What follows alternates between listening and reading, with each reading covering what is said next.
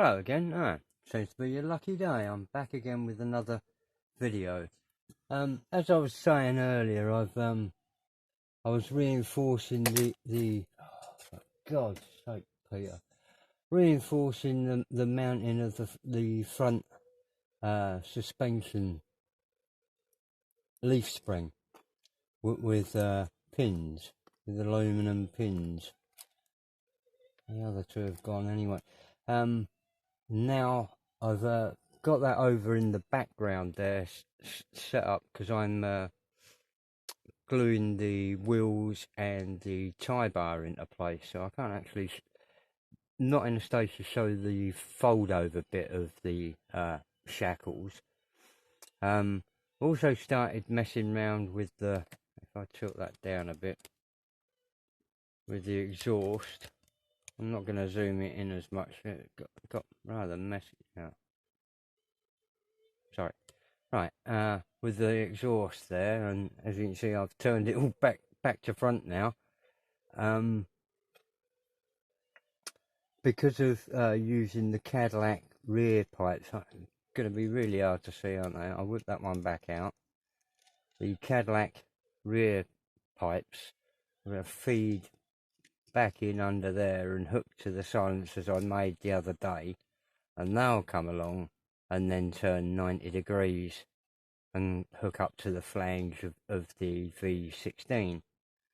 Apart from that, while I was messing around, I've got this other pile of junk over there, which is a Bentley engine, and the carbs off of there are really quite nice SUs, and that started me thinking, well, these are better carburetors than the Cadillac ones, and they'd link up to the turbochargers easier. So we might be back to having a quick look at, while I'm on the exhaust, I might drag out those turbos and have another look and fit these SUs. Then the twin turbos and hook up the exhausts. Simple build. Simple build, Tim. Thank you very much. While I've been waiting for that to dry, another thing, another little project I'm working on was this. The 40 Ford floor.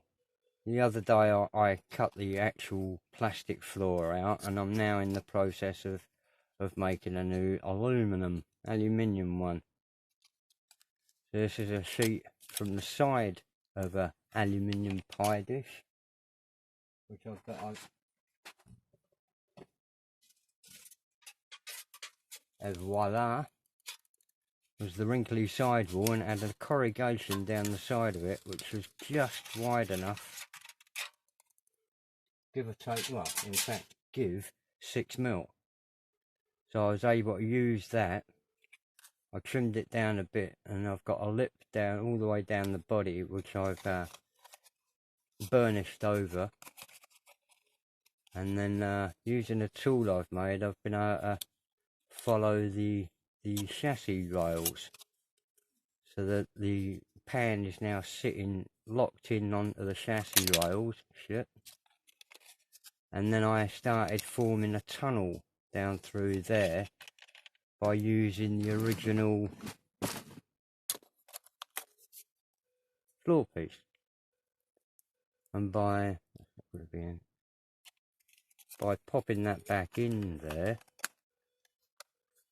and easing it down, I was able to feel where that was coming through and guide my fingernails down either side and sort of stroke that crease in. And that makes sense. And with the same with there, like I say, I made a tool to follow the rails, which is this end of this wooden fork. And by making, there's 3 cutaways in there. One's into a corner there with just a corner notch. That one's a narrow channel for the narrower frame rails, and that one there a broader for the main chassis rails. And by straddling it astride the rail, you can gently feel your way along, and then when you come to a hard bit, just ease it down over the edge.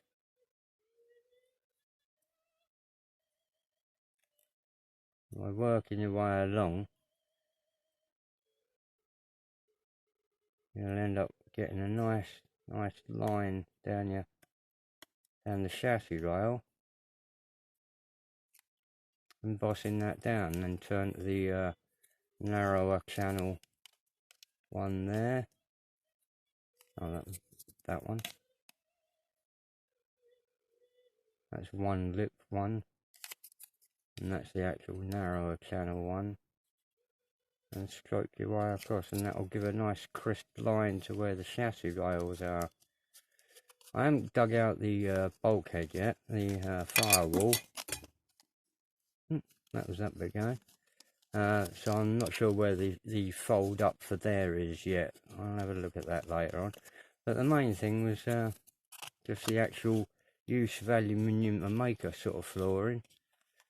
You can make it out of flat. This is just really quite neat that the side wall was like this, and I thought, well, that's quite racy. And that's what you'll see in the underside. This is the interior, and inside the back of the rear fender well, you know, I suppose fender floor. And then emboss that down the side a bit more, so you get that nice crisp line along there. Just work your way along, try to take it nice and carefully, and use soft tools. You'll get a few little creases where it's crinkling down, but that's because of the stretch of the metal, and there's going to be little you can do about it apart from accommodate it in the rest of the build. It'll probably end up being about 1/4 mil high. And then burnish that down. It might even trim down by the end of the build, and trim this whole leg off, so I'm back to the chassis, leaving the... Done it again, it's going to get a dented floor, isn't it? Leaving it, you know, on the frame rail, and trim it off down to there when it comes to the final build. And that's basically it. There's a bit of a crease in there, isn't there? Get that out with the soft tool. It's handy being a fork, because you can get a fork in to little corners and that, and just carefully feel with your thumb on the other side and try to feel what you're doing. Hopefully, but I mean, it's 3 o'clock in the morning over here now, so I'm gonna go to bed.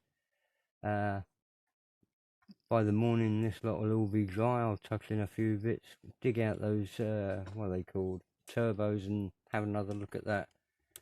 Apart from that, another thanks to old Tom, who's been helping me out quite a bit. I've got to give him a shout out more or less every time I speak, really.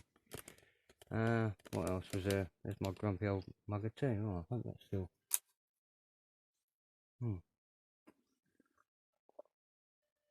Nice slurp. Anyway, that's it for tonight, I hope. You hope. Best wishes from jolly old England. Bye-bye.